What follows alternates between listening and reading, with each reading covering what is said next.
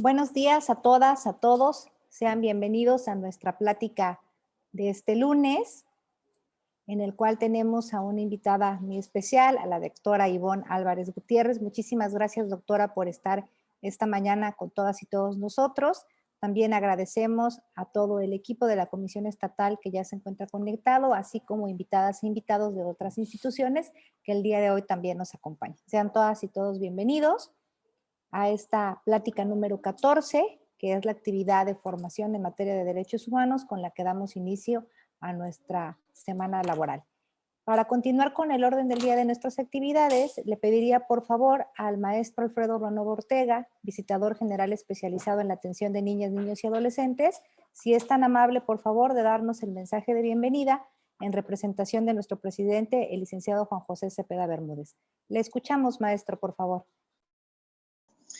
¿Qué tal? Muy buenos días a todas y a todos. Para mí es un gusto pues dar la bienvenida a esta plática del día de hoy, una plática cotidiana, digamos, que tenemos como ejercicio de retroalimentación y de actualización en la Comisión Estatal de los Derechos Humanos. Un gusto tener invariablemente a la doctora Ivonne Álvarez Gutiérrez, con quien ya hemos tenido la oportunidad de interactuar, de tenerla aquí en la comisión como invitada con un tema pues bastante interesante, niñez y adolescencia en contextos de movilidad.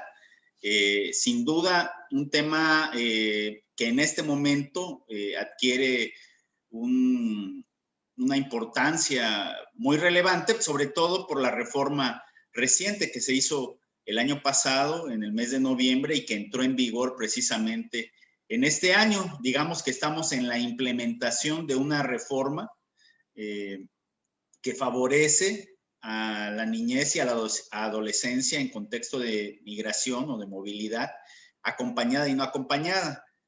Con esta reforma, el Estado mexicano, digamos, cumple con algunos de los compromisos adquiridos en el plano internacional, y entonces pues viene la tarea difícil, ¿no? Que es la de que todas las instituciones del ámbito federal, estatal y municipal pues puedan, digamos, encontrar un punto de coincidencia, de coordinación para poder atender a este sector de la población que sabemos, ¿no?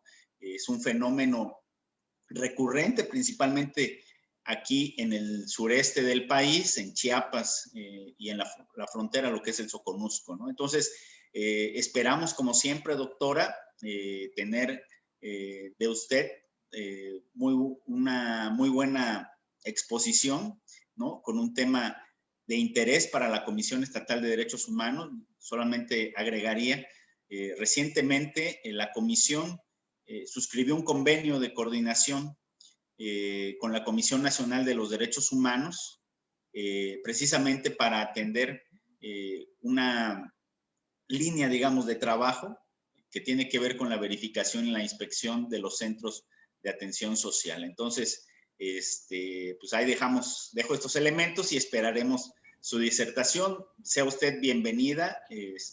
Muchas gracias. Muchas gracias, maestro, por el mensaje de bienvenida. Y a continuación me voy a permitir compartir con todas y todos ustedes parte de la trayectoria de nuestra invitada del día de hoy. La doctora Ivonne Álvarez Gutiérrez es doctora en Ciencias Sociales por el Colegio de Jalisco, Asociación Civil, maestra en Derecho Constitucional y Amparo por la Universidad de Guadalajara y licenciada en Derecho por el ITESO. Sus líneas de investigación y docencia están vinculadas con temas relativos a derechos humanos, DESCA, políticas públicas, así como migración internacional y refugio. Ha fungido como docente en universidades públicas y privadas de Jalisco, Guanajuato y Chiapas. Se ha desempeñado profesionalmente en el área de litigio estratégico y consultoría en el IDEA AC, con sede en Guadalajara, Jalisco. Actualmente es catedrática CONACYT, comisionada al Instituto de Investigaciones Jurídicas de la Universidad Autónoma de Chiapas, dentro del proyecto 232 del CONACYT, titulado Protección Jurídica de Niñas y Mujeres Migrantes en la Frontera Sur. Es integrante del Sistema Nacional de Investigadores SNI Nivel 1. Muchísimas gracias, doctora Ivonne, por estar el día de hoy con nosotros. Sea bienvenida. Por favor, les invitamos a las y los participantes a mantener silenciados sus micrófonos. Muchas gracias. Adelante, doctora.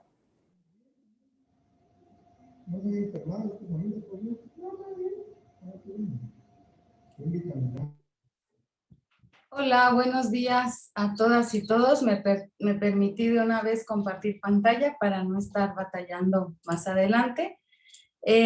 Bueno, pues yo no me queda más que comenzar por agradecer a esta Comisión Estatal de Derechos Humanos su compromiso y ocupación en esta labor tan loable y tan noble de la defensa y promoción de los derechos humanos de todas las personas. Agradecer las palabras de bienvenida al licenciado Alfredo, un gusto estar aquí, un gusto compartir algunas reflexiones con ustedes. Efectivamente se aprobó la reforma o la armonización que se venía pidiendo de la Ley General de Derechos de los Niños, Niñas y Adolescentes con la Ley de Migración, que ahorita vamos a referirnos a ellos. Y agradecer especialmente a la licenciada Elena, que siempre está a la vanguardia, ¿no?, de los temas de discusión y reflexión para la promoción de los derechos humanos en el Estado, ¿no? Entonces, muchísimas gracias por esta invitación y agradecer también, bueno, especialmente al licenciado Juan José Cepeda, que me consta que es una persona bien comprometida con el liderazgo que emprende en esta Comisión Estatal de Derechos Humanos. Entonces, pues muchísimas gracias por su invitación. Quiero aprovechar, bueno, estos micrófonos para enviar un saludo fraterno y con mucho cariño a mis colegas del Instituto de Investigaciones Jurídicas. Varios de ellos se encuentran aquí en esta sala.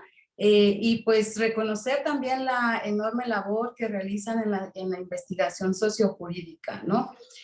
Bueno, pues celebro que esta Comisión Estatal de Derechos Humanos se encuentre ocupada y preocupada en concientizar y difundir la especial situación de vulnerabilidad en la que se encuentran niños, niñas, adolescentes en contextos de movilidad, y reflexionar acerca de esta realidad caótica que ya lo comentaba un poco el licenciado Alfredo, que viven en origen, que viven en tránsito y que viven también en destino, ¿no? En lugares destino. Esto ayuda a visibilizarlo y por lo tanto, a partir de esta visibilización, atenderlos con perspectivas de derechos humanos y de infancia, cuando justamente el tránsito y destino o incluso el origen es nuestro país, ¿no? Entonces, muchísimas gracias por atender este tema en un mes por demás relevante, que es el mes de la infancia. Entonces, aquí estamos para reflexionar y platicar un poco a propósito de estos temas tan relevantes. Comentarles un poco el contexto a partir del cual voy a dar mi presentación. Desde hace poco más de 2 años, el Instituto de Investigaciones Jurídicas lidera efectivamente este proyecto denominado La Protección Jurídica de Niñas y Mujeres Migrantes en Frontera Sur, con apoyo del programa Cátedras CONACYT. En el marco de este proyecto hemos llevado a cabo trabajo de campo en los estados de Chiapas y Tabasco, principalmente. Y en el caso, por ejemplo, de Chiapas, el trabajo de campo se ha centrado en los municipios de Tapachula, de Comitán de Domínguez, de San Cristóbal de las Casas, del propio Tuxtla como capital, de Palenque, de Arriaga. Y en el caso de Tabasco ha sido principalmente en Villahermosa y en Tabasco. En Villahermosa y en Tenosique, perdón. Nuestro trabajo de campo se ha focalizado en estos 2 años, en 2019 y principios de 2020, en estaciones migratorias. Se ha focalizado en albergues, tanto públicos como implementados o organizados por la sociedad civil, y se ha focalizado en organizaciones de la sociedad civil que defienden los derechos humanos de las personas migrantes, ¿no? Y en estos espacios nos hemos de alguna manera focalizado o especializado en niñas, niños, adolescentes y mujeres migrantes. ¿Por qué?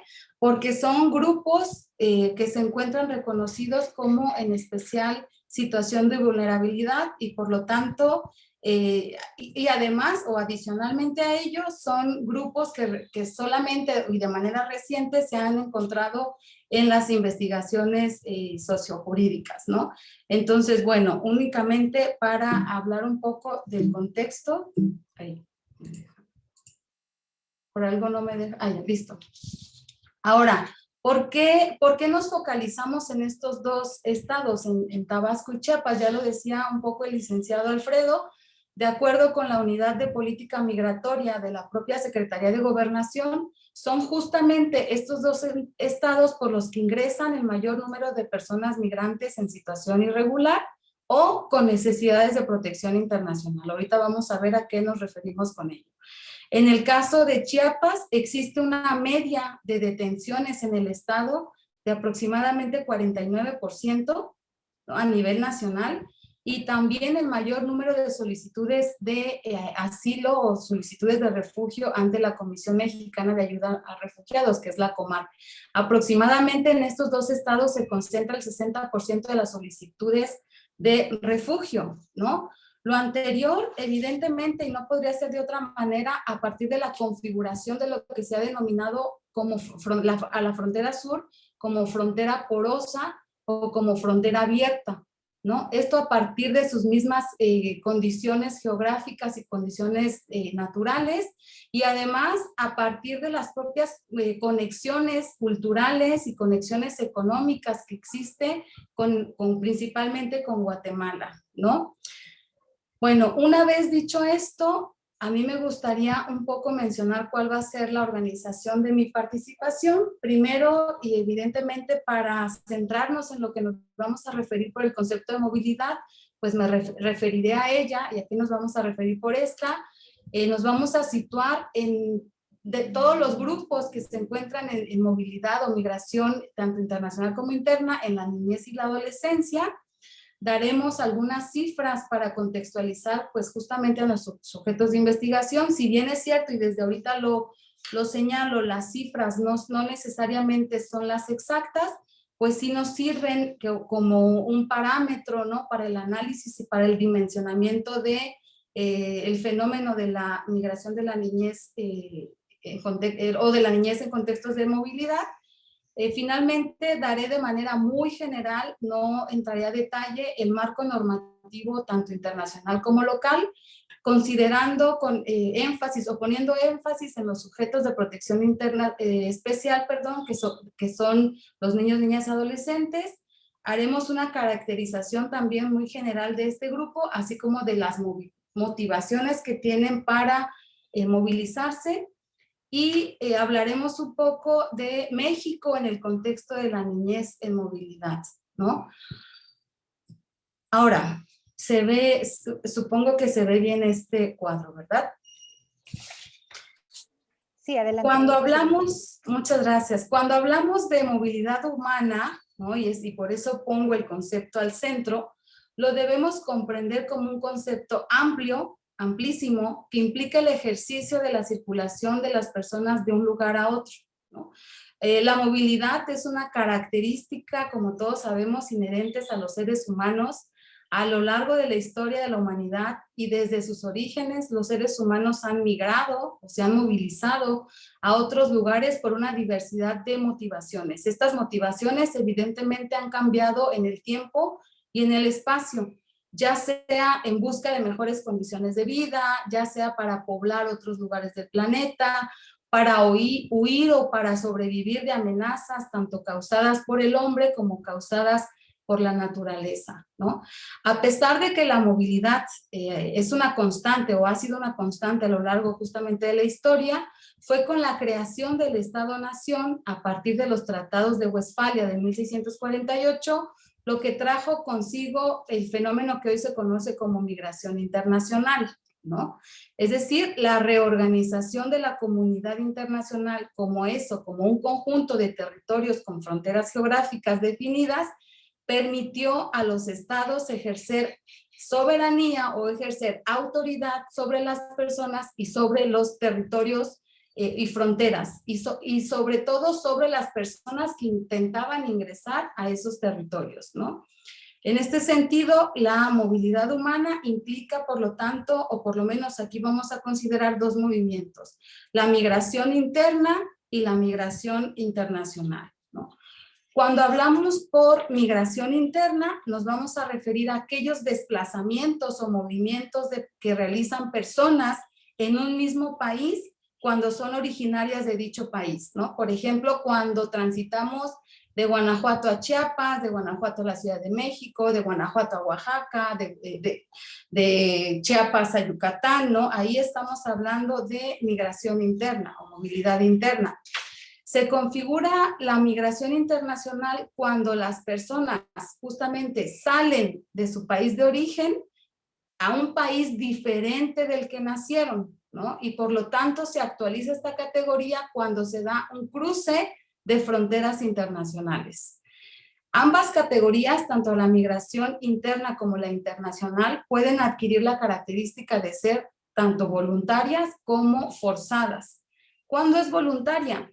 Pues cuando una persona o grupo de personas deciden sin ningún tipo de coacción externa salir de su país de origen o de su estado de nacimiento y elegir otro lugar de residencia, ¿no? Porque a lo mejor encuentran mejores condiciones, mejores oportunidades, a lo mejor una oferta laboral. ¿Y cuándo es la migración forzada?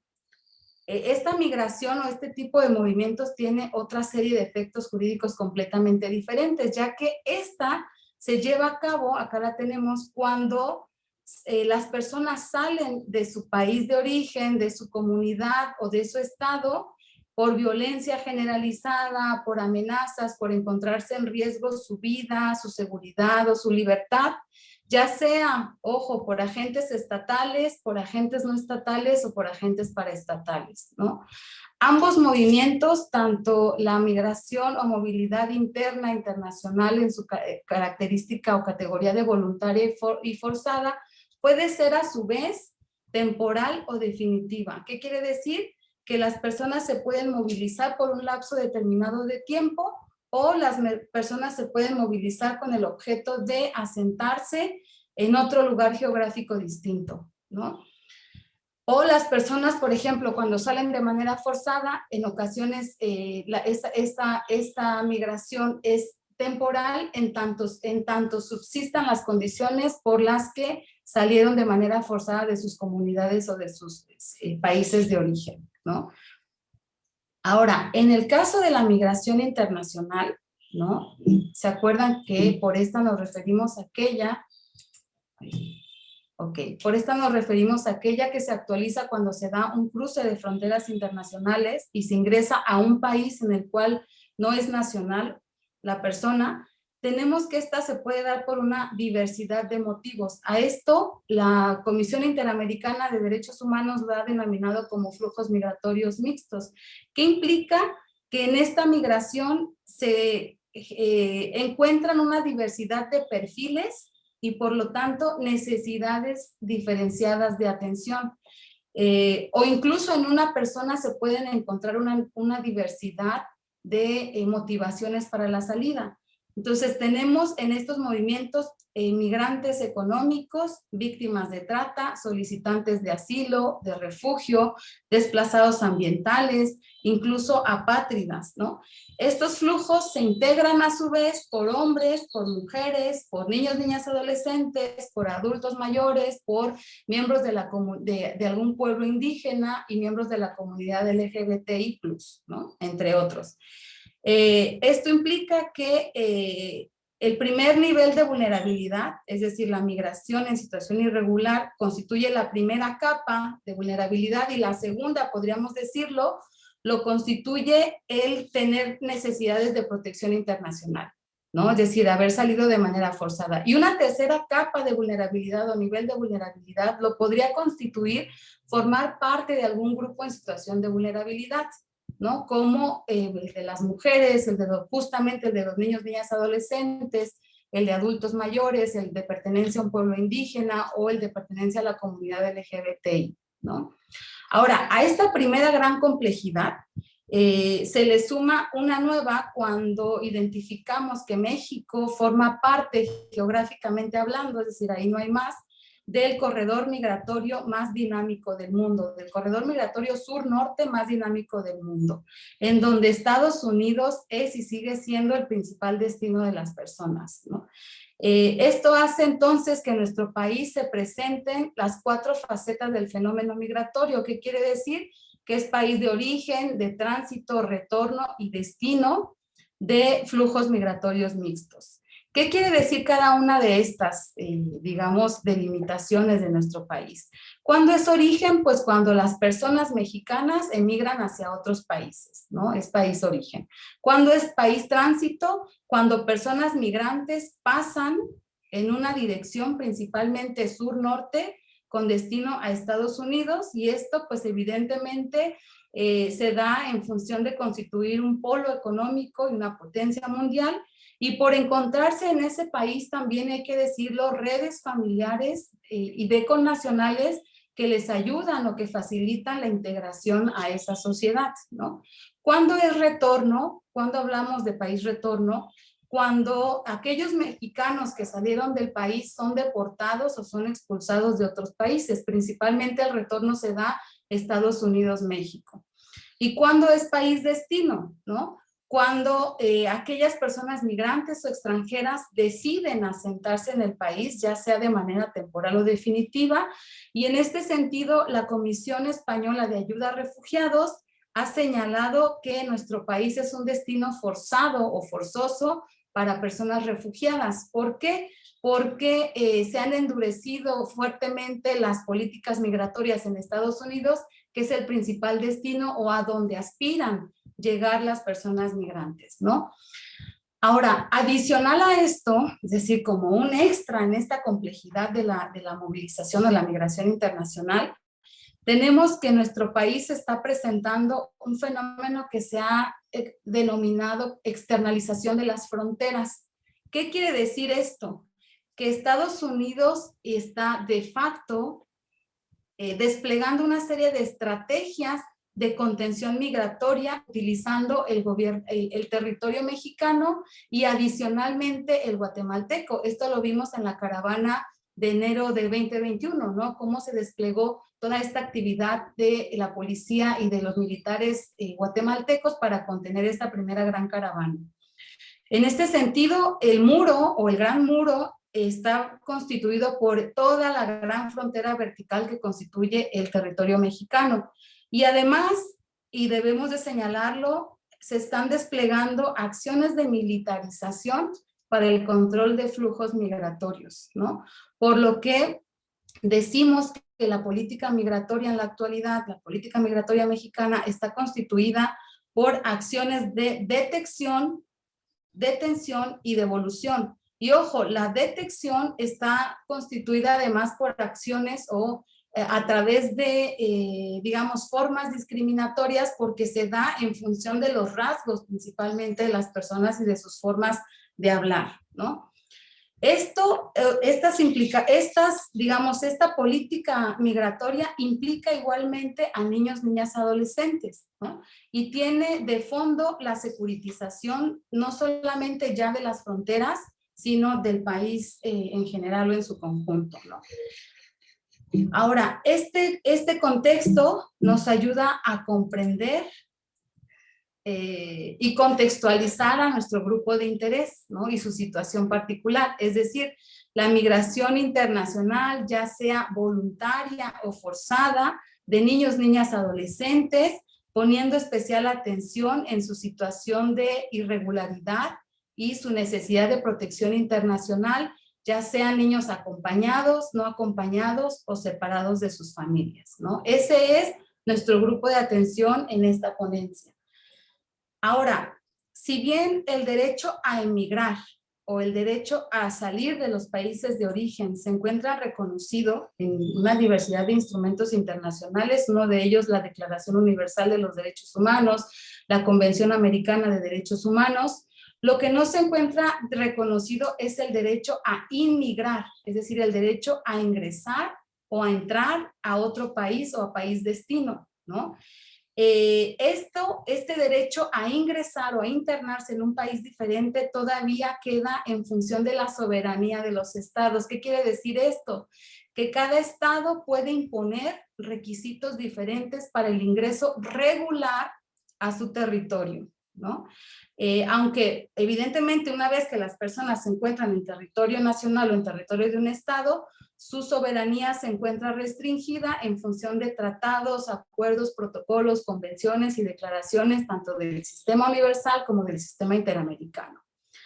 Ahora, en el caso del sistema de la soberanía estatal en materia migratoria, en el caso de México, esta evidentemente se ejerce a partir de disposiciones constitucionales, entre ellos el artículo 11 y 33 y otros tantos de la Constitución Política Mexicana, no entraré a mayor detalle a ello, y se encuentra articulado a partir de la ley de migración, en el caso de la política migratoria, que implica el ingreso y salida de personas extranjeras, nacionales y extranjeras, y por otro lado, la política de refugio se encuentra reglamentada en la Ley sobre Refugio, Protección Complementaria y Asilo Político, ¿no? Una del 2011 y otra del 2012. Ahora, la ley de migración, si nosotros identificamos aquí, contempla dos tipos o una tipología dual de situaciones migratorias. Por una parte, la regular y por otra parte, la irregular. ¿Qué implica la situación migratoria regular? Que las personas extranjeras o migrantes ingresaron al territorio nacional cumpliendo el marco legal, ¿no?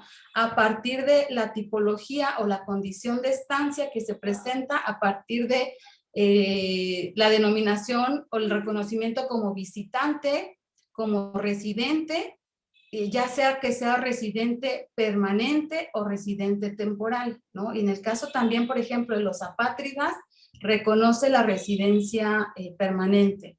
En el caso de la migración irregular, ¿qué implica? Pues esta se activa cuando ingresan al país, casi siempre por sitios no autorizados para el ingreso, sin cumplir con los requisitos legales para su internación, ¿no? Ahora, en el caso de las personas con necesidades de protección internacional, acá las tenemos, es decir, que huyen de sus países de origen por encontrarse en riesgo de perder la vida, por encontrarse en peligro su libertad o su integridad física, existen también mecanismos locales para su protección, como es a través de la figura del refugio, a través de la protección complementaria o a través del asilo político, ¿no? Y cuando se reconoce como refugiado o cuando se reconoce en su calidad de protegido complementario, se les otorga la residencia permanente, ¿no? Ahora, todas estas categorías que tenemos aquí aplican al caso de niños, niñas, adolescentes. Sin embargo, tratándose de este grupo en particular, tendríamos que agregar al esquema, ¿no? O al debate la Ley General de Derechos de Niños, Niñas, Adolescentes, que reconoce a todos los derechos, a todos los niños, sin distinguir su situación migratoria, ¿no? Y además su reglamento desde el 2014 ha prohibido o prohibió la detención de la niñez migrante por razones migratorias. Entonces, tendríamos que agregar este esquema y tendríamos que agregar además de manera prioritaria la atención a la Ley General de Derechos de Niños, Niñas, Adolescentes. ¿Qué quiere decir? Anteponer la condición de niño, niña, adolescente a la condición de su situación migratoria.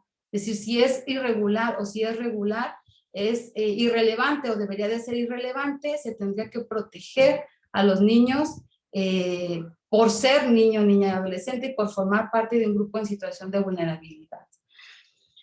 Ahora, como bien decía el licenciado Alfredo, la ley de migración fue reformada en noviembre del año pasado. Esta reforma entró en vigor en enero de este año y la verdad es que se tenía 6 años discutiendo la armonización o por lo menos 10 años de vigencia de la ley de migración, criticando la determinación de la detención de la niñez por la situación migratoria irregular, ¿no? Entonces, uno de los cambios más aplaudidos de esta reforma, cuando hablamos de, digamos que se armonizó la ley de migración, quiere decir que los principios de la Ley General de Derechos de Niños, Niñas y Adolescentes fueron incorporados a la ley de migración y por lo tanto existe en la ley de migración una disposición de no detención de la niñez migrante.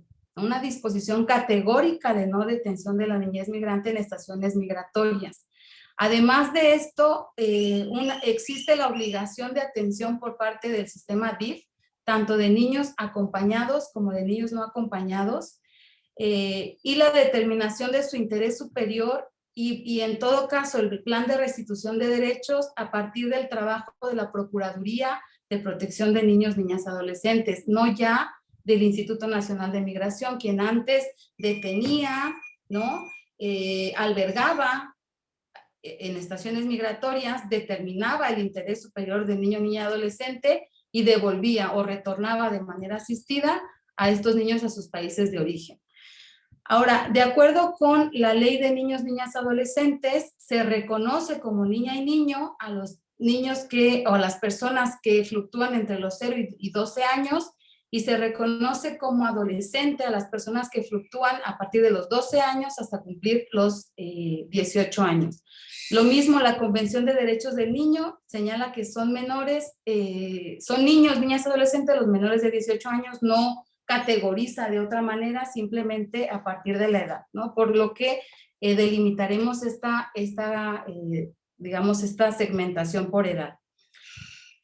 Ahora, para seguir avanzando en este tema, algunas cifras con relación a la niñez y adolescencia migrante. Tenemos que, de acuerdo con el informe de la Organización Internacional de las Migraciones para 2020, existen en el mundo 272 millones de migrantes internacionales, ¿no?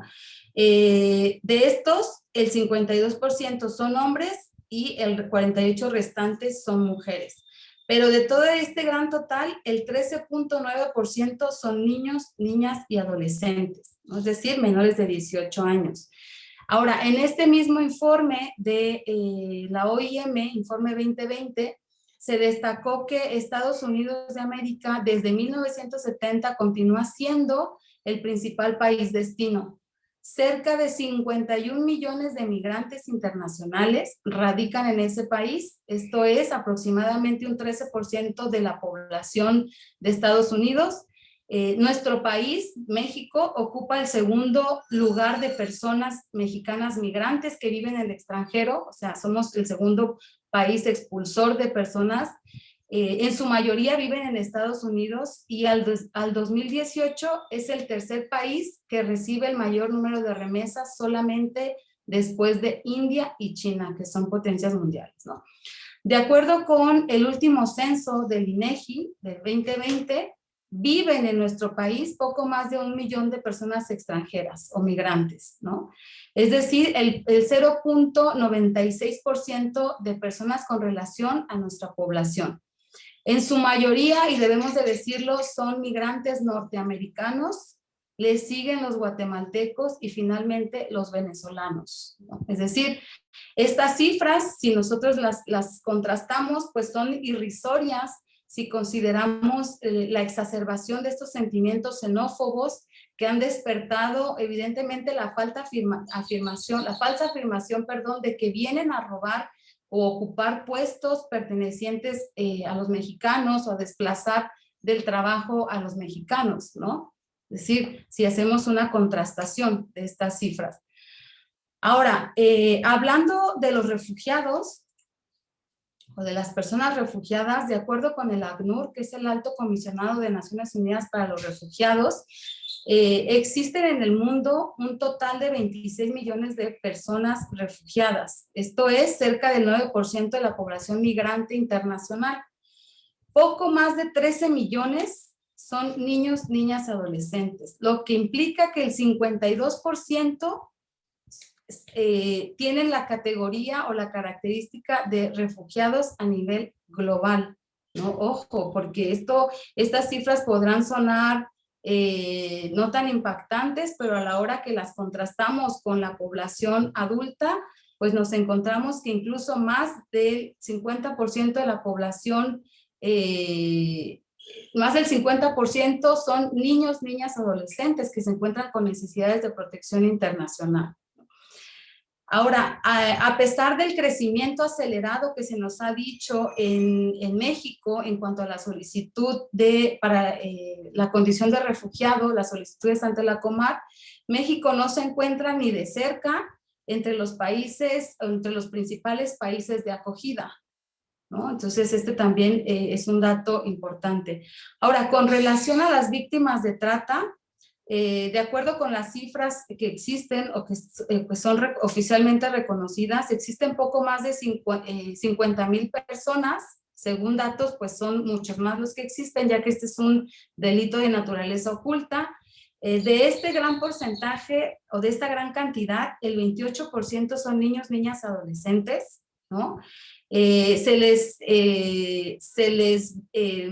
forza principalmente a realizar trabajo y a la explotación sexual, y esto varía de una región a otra, es decir, no es la misma explotación sexual o las mismas características de trata aquí en el continente americano que en el continente europeo o que en África. Y de este porcentaje, más del 70% son niñas, ¿no? Entonces aquí también se tendría que analizar con perspectiva de género. Ahora, una vez descrito de manera muy general el contexto mundial de la migración y de alguna manera el papel que juega nuestro país, resulta relevante entonces mencionar que en el caso de los niños, niñas, adolescentes, de acuerdo con la normatividad internacional, son un grupo en situación de vulnerabilidad o son un grupo reconocido como sistemáticamente vulnerado. Por lo tanto, dice la Convención de Derechos del Niño, son sujetos de cuidados especiales. Señala la Convención Americana de Derechos Humanos que son sujetos de medidas especiales, y ambos instrumentos coinciden en que deben ser sujetos de protección reforzada, ¿no? Es decir, ¿esto qué implica? Pues que los estados deben de volcar todas sus acciones para su atención o para atenderlos a partir de un enfoque de interseccionalidad con perspectiva de derechos humanos y con perspectiva de infancia, ¿no? Pero bueno, ¿qué quiere decir esto? ¿Qué quiere decir la interseccionalidad? ¿Qué quiere decir el enfoque de derechos humanos y la perspectiva de infancia? Cuando hablamos de la interseccionalidad, decimos que confluyen, ¿no? En ocasiones, en una misma persona, diversas condiciones particulares que aumentan el grado de vulnerabilidad. Primero, en cuanto a su situación migratoria, ¿no? Después, en cuanto a su edad, menores de edad. Y juegan un papel relevante también, por ejemplo, el factor del género.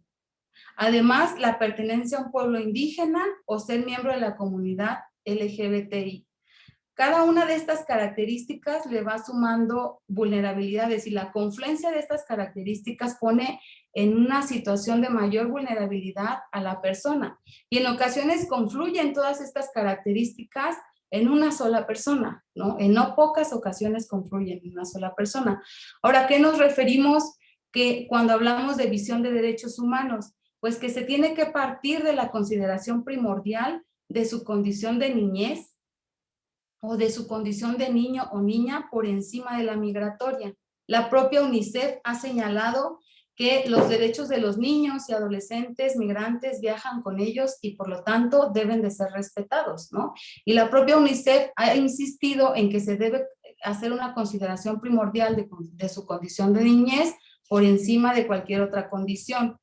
Y cuando hablamos de una perspectiva de infancia, esto implica poner al centro de atención al niño, niña y adolescente su contexto que es muy importante, y sus necesidades a partir de ese contexto, ¿no? En este sentido, pues, no lo voy a abordar en profundidad porque también entiendo que ya fue abordado en sesiones anteriores.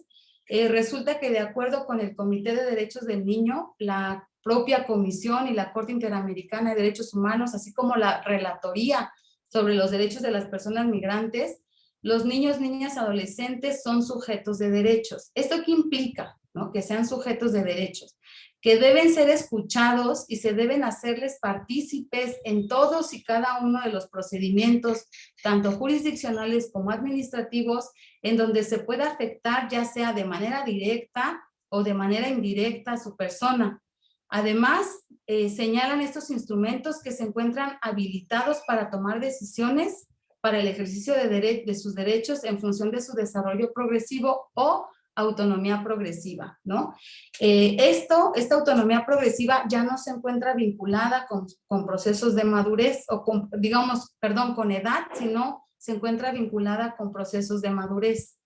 Ahora, en el caso de los niños, niñas, adolescentes, hay una diversidad de instrumentos que ha emitido el Comité de Derechos del Niño a partir de las interpretaciones de la Convención de Derechos del Niño. También hay una serie de observaciones que ha emitido la Comisión Interamericana, perdón, la Corte Interamericana de Derechos Humanos y trabajos de la Comisión Interamericana de Derechos Humanos que señalan la especial situación de vulnerabilidad en la que se encuentran estos niños, con énfasis evidentemente en el continente americano, ¿no? Ahora, a pesar de la reforma de la Ley de Migración y su armonización con la Ley General de Derechos de los Niños, Niñas y Adolescentes, en contextos de movilidad, continuamos observando a la niñez migrante a partir de dos claves, ¿no? Una que se construye a partir de sus derechos y la portabilidad de los mismos, que denominamos como clave de derechos, desde la Ley General de Derechos de Niños, Niñas y Adolescentes, y otra que se construye a partir de la soberanía de los estados para regular el ingreso y permanencia en su territorio, es decir, en clave de control migratorio a partir de la ley de migración. Entonces tenemos que los niños, de alguna manera, los niños, niñas, adolescentes migrantes, siguen en una posición ambivalente, ¿no? Entre estas dos legislaciones o normatividades en el caso de México. Ahora, si bien, y nosotros aquí lo podemos ver en esta, en esta tabla, tenemos que han bajado los casos de presentaciones o lo que mejor se les denomina como detenciones de niños, niñas, adolescentes ante el Instituto Nacional de Migración.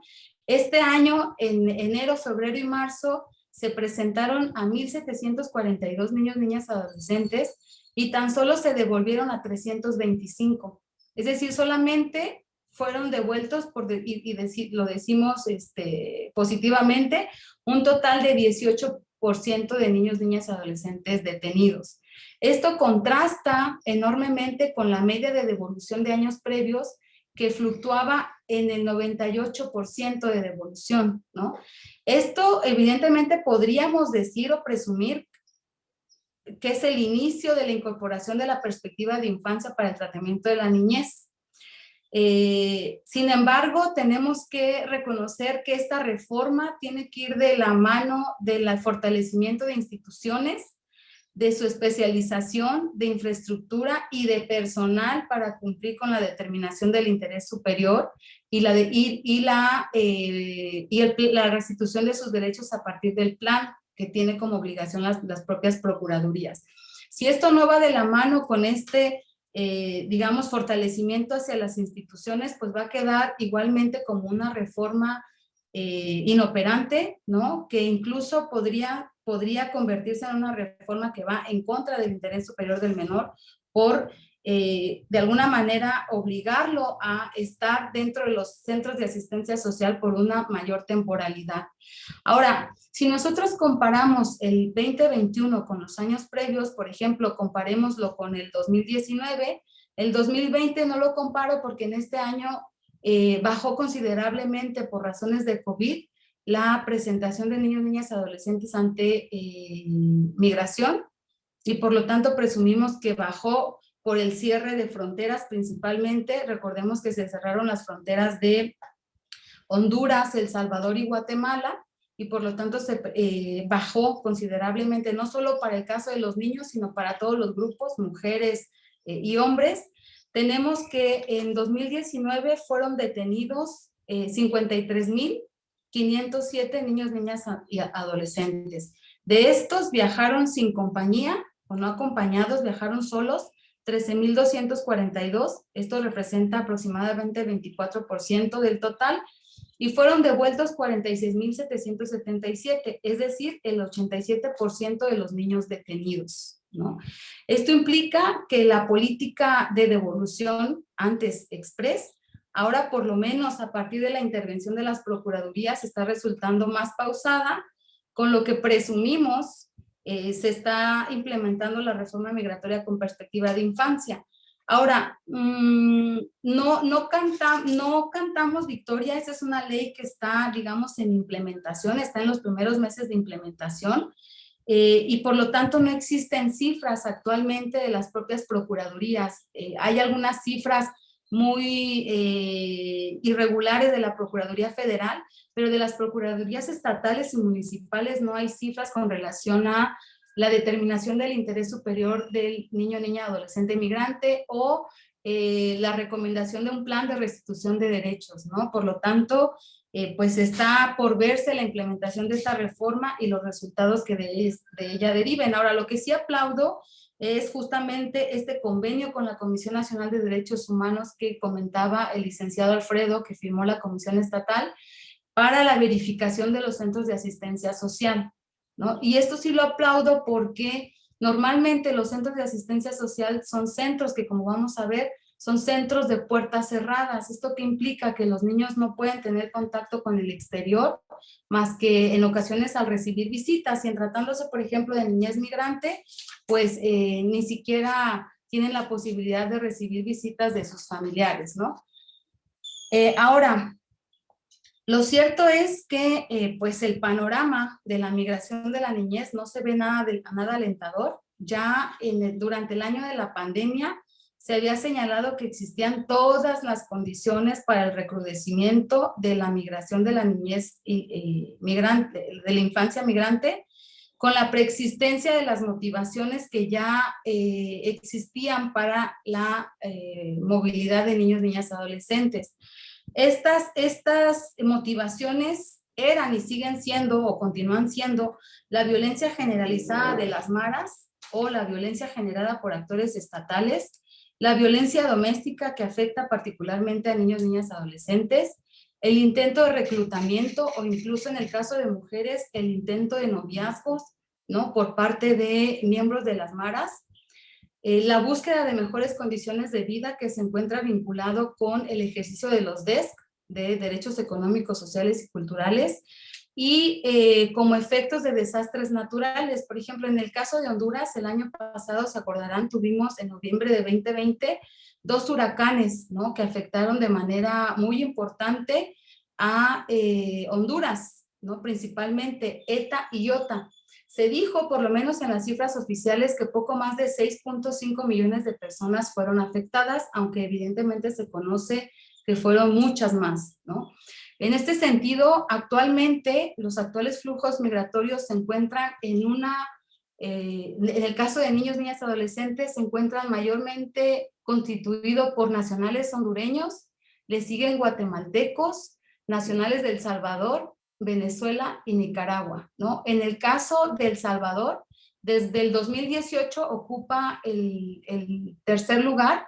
Sin embargo, años previos ocupaba el segundo lugar en la migración de niños, niñas, adolescentes.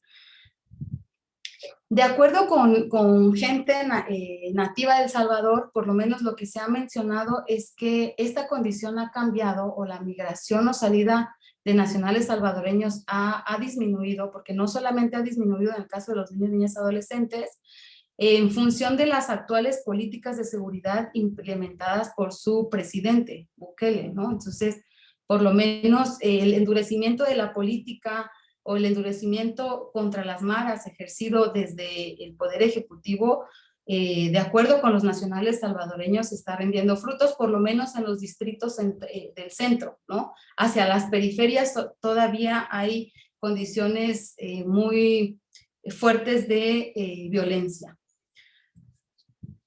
Ahora, en la actualidad,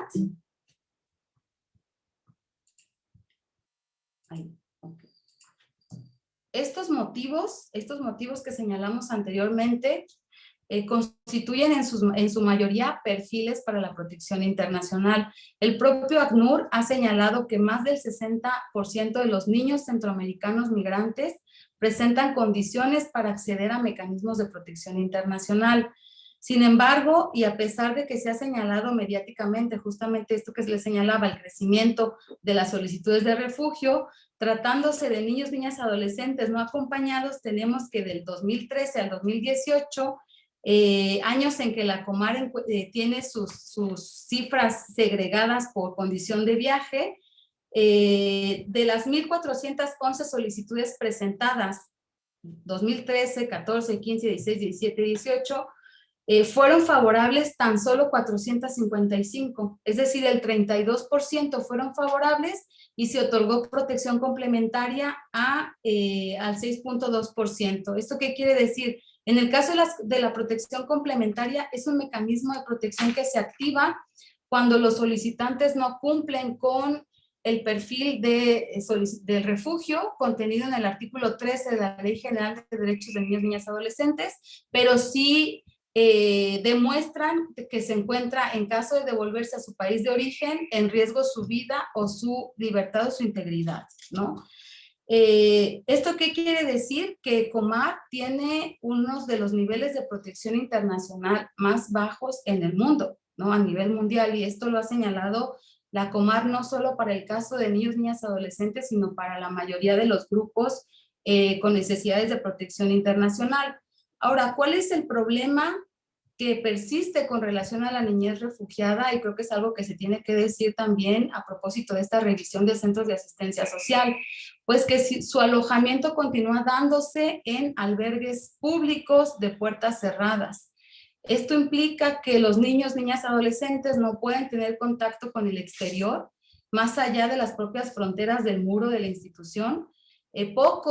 Poquísimos son los albergues públicos que tienen un modelo de puertas abiertas que permite a los niños acceder a centros escolares, ¿no? A la recreación en el exterior. Uno de ellos es el Colibrí, que está instalado en Villahermosa, Tabasco. De ahí todos los demás albergues o centros de asistencia social, como los denomina la actual ley, son de puertas cerradas, ¿no?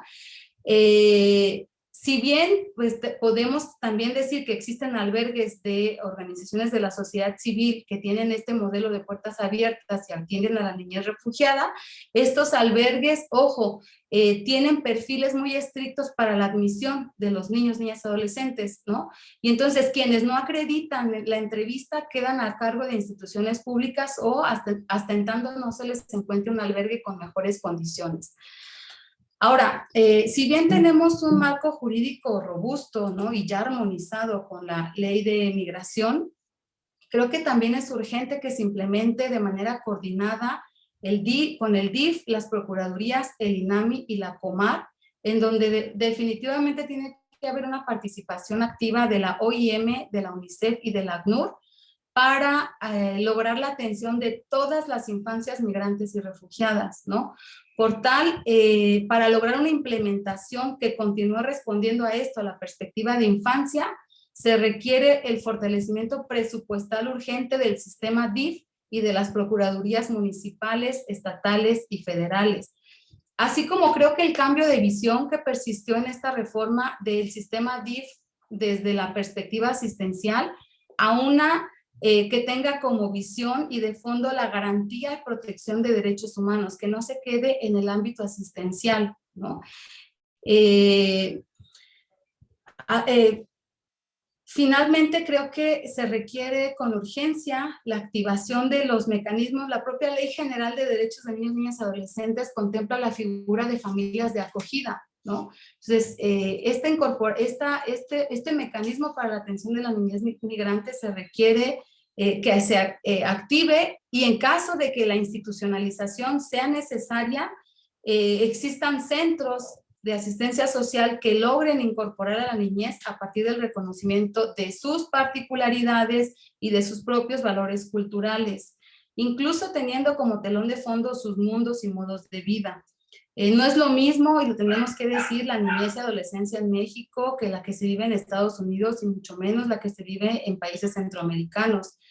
Por lo tanto, se debe de partir de las condiciones particulares de esta niñez para que el acceso a los mecanismos de protección internacional a los que tienen derecho sean adecuados, ¿no? Por ejemplo, en algunos albergues públicos se nos señalaba que si bien identificaban que existían niños con necesidades de protección internacional o adolescentes porque se encontraban en riesgo su vida o libertad al regresar a su país de origen, estos decidían no acceder a estos mecanismos porque al final, ¿qué pasa? Se les da la residencia permanente, pero quedan a disposición del Estado mexicano a través del sistema DIF hasta en tanto no cumplan la mayoría de edad. Y en el caso, por ejemplo, de la niñez mexicana, son niños incluso o adolescentes que ya tienen familia a una corta edad, 15, 16, 17 años ya alimentan familia. Entonces son niños que se quieren o buscan incorporarse pronto a la actividad económica, y el encontrarse recluidos en estos centros de asistencia social les impide el poder apoyar a sus familias, ¿no?, en sus países de origen, o apoyar a sus propios hijos en sus familias de origen, ¿no? Bueno, ya nada más para concluir, en este último año, el año de pandemia, ¿no?, se ha señalado o se han identificado dos nuevas oleadas, ¿no?, nuevas oleadas migratorias. Una que se inició a partir de agosto del 2020, que se le denominó como oleada COVID. Se comenzó con el aumento programático, por decirlo de alguna manera, o sostenido del flujo de personas ante el cese institucional y tras la apertura de las propias fronteras, ¿no? Varios meses, recordemos que estuvieron las fronteras cerradas. Y otra ocasionada por la conjunción, ¿no?, COVID, desastres naturales, es decir, el huracán Eta y Iota. Esta segunda oleada principalmente fue a partir de la estrategia colectiva que comentábamos hace un rato de la caravana de enero de 2021, la cual fue desarticulada rápidamente en Guatemala. Esto obligó a los miembros de estas caravanas a iniciar el proceso migratorio de manera individual o en pequeños grupos, exacerbando en la actualidad las cifras, por ejemplo, de detención de personas en frontera norte.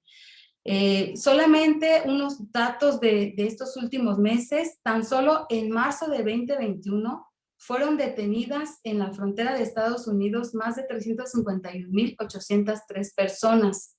De este total, el 41% son mexicanas, y de este total, entre el 40 y 50% son niños, niñas no acompañados.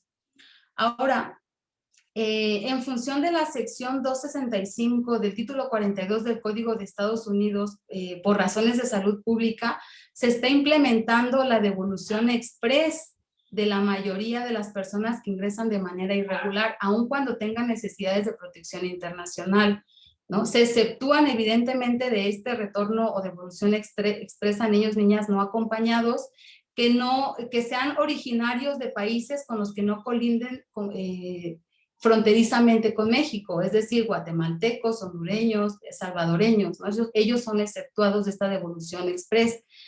Ahora, el MPP, o a partir del desmantelamiento que se le llamó de la política de refugio de Trump por el actual presidente John Biden, se está permitiendo el ingreso ordenado de personas que fueron devueltas a nuestro país. Recordarán, con el programa Quédate en Casa, estas personas fueron incorporadas a albergues en la frontera norte en espera, ¿no?, de su audiencia en Estados Unidos.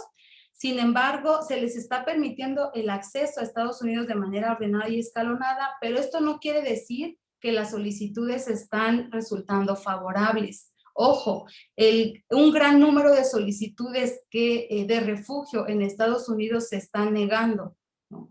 Es decir, están resultando no favorables. Esto de acuerdo con organizaciones defensoras de derechos humanos de personas migrantes allá en Estados Unidos, ¿no? Entonces, no quiere decir que porque se está permitiendo el ingreso ordenado para dar cumplimiento con las disposiciones de refugio, la Convención Internacional de Refugio, se está resolviendo de manera favorable hacia las personas, ¿no? Al contrario, se está negando. ¿Y qué está pasando con estas personas? Que se están devolviendo de nuevo a nuestra frontera norte, colindante con Estados Unidos. Entonces, bueno, este es un poco el panorama que a mí interesó remarcar con relación a la niñez y la infancia migrante. Evidentemente que se presenta ya una crisis de la que todos hemos sido partícipes o hemos conocido en las noticias, ¿no? De niños, niñas, adolescentes abandonados en la frontera norte por los coyotes o lo que denominamos en México como polleros, principalmente niños hondureños, niños guatemaltecos, ecuatorianos, salvadoreños y nicaragüenses, que una vez, digamos, encontrándose en la frontera norte solos, son acogidos por aquel país y tienen la obligación de no devolución, por lo menos a partir de disposiciones locales internas, y esto evidentemente se está utilizando como una estrategia por parte de los propios polleros, una estrategia arriesgada también por parte de los familiares, para lograr la reunificación familiar en aquel país del norte, ¿no? Entonces, pues yo les agradezco mucho y quedo atenta a sus preguntas y cuestionamientos. Muchísimas gracias.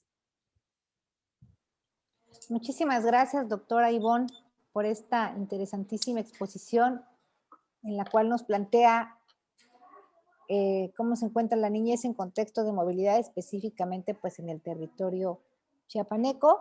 Invitaría a las personas que nos acompañan en la plática de tener alguna duda o algún comentario a nuestra invitada, por favor colocarlo en el chat para que podamos hacérsela saber a nuestra invitada del día de hoy. Una duda que me surge, Ivonne, y aprovecho el espacio en lo que alguien más quisiera preguntar, el tema de las instituciones, sobre todo en el caso de los municipios, que son quienes de primer momento tienen que atender a las personas migrantes, ¿hasta dónde es su responsabilidad o cómo deben ellos de brindar este tipo de asistencia? ¿No? Entonces, si nos puedes dar, por ejemplo, algunos ejemplos o más bien el actuar de estas instituciones, sobre todo en el ámbito local. Muchas gracias, Elena. Sí, yo creo que es una inquietud que siempre se presenta en los ámbitos locales, porque al final del día son los municipios los que reciben, y los estados, ¿no? Los que reciben los mayores impactos en su territorio, ¿no? In situ de estos movimientos migratorios, principalmente los municipios fronterizos, ¿no? O los municipios que se encuentran en las rutas migratorias a través de las cuales llegan las personas migrantes a su destino final, que es Estados Unidos. Ahora, el control de la migración, el aseguramiento o la detención de personas migrantes es una facultad de la federación, no es una facultad de gobierno federal, no una facultad de estados y municipios. ¿Cuál sí sería una facultad de estados y municipios? Y muchos estados lo han incorporado a partir de leyes de protección de los derechos de las personas migrantes. Pues eso, brindar asistencia, brindar protección, brindar seguridad en sus territorios a las personas migrantes, ¿no? Es decir, hasta ahí, de alguna manera, es como una actividad coordinada con la Federación para la atención de las necesidades primarias de las personas migrantes. Pero no existe como tal, digamos, reconocido en el marco normativo, no existe una competencia para el control de flujos migratorios, ¿no? Para la detención de personas o para la presentación de personas ante la autoridad migratoria.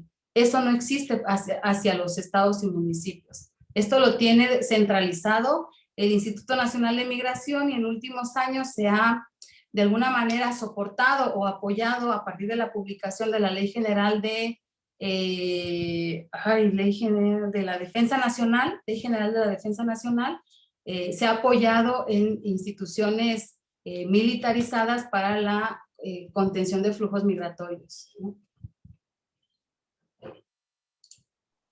Muchas gracias, Ivonne. ¿Alguna otra pregunta? Nos pregunta el licenciado Alberto León, ¿la atención termina cuando el ciudadano abandona el estado y quién le va a dar seguimiento durante su recorrido? Muchas gracias por esta pregunta. Por lo menos en cuanto a la responsabilidad estatal, en el caso del estado de Chiapas, sí, efectivamente la atención termina o la obligación de atención y protección termina cuando cruza los límites jurisdiccionales del Estado, ¿no? Esto también por una cuestión de competencias o límites territoriales estatales. Entonces, la obligación de atención efectivamente termina cuando cruza las fronteras estatales y inicia su trayecto hacia el norte. Lo mismo que cuando cruza la frontera internacional hacia Estados Unidos, la responsabilidad de México termina ahí, ¿no? Ante el cruce de esa frontera internacional, porque en aquella frontera ya no tiene el gobierno mexicano jurisdicción o responsabilidad alguna, más que con los nacionales, evidentemente, ¿no? Muchas gracias, doctora.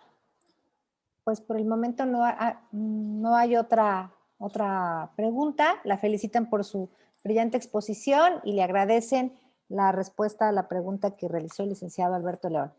En ese sentido, doctora, pues quisiera compartirle en pantalla el reconocimiento que, como muestra de gratitud, la Comisión Estatal de los Derechos Humanos de Chiapas le otorga por haber impartido la plática en línea Niñez y Adolescencia en Contexto de Movilidad, y reiterarle nuestro agradecimiento por participar en las actividades que a través del Instituto de Formación y Capacitación en Derechos Humanos se realizan, y nuevamente pues agradecerle su disposición y participación en esta tradicional ya plática de los lunes. Muchísimas gracias, doctora, e invitaría a todas y todos los asistentes a quienes les sea posible, por favor, encender su cámara a modo de que nos podamos tomar una foto final con nuestra invitada del día de hoy, por favor.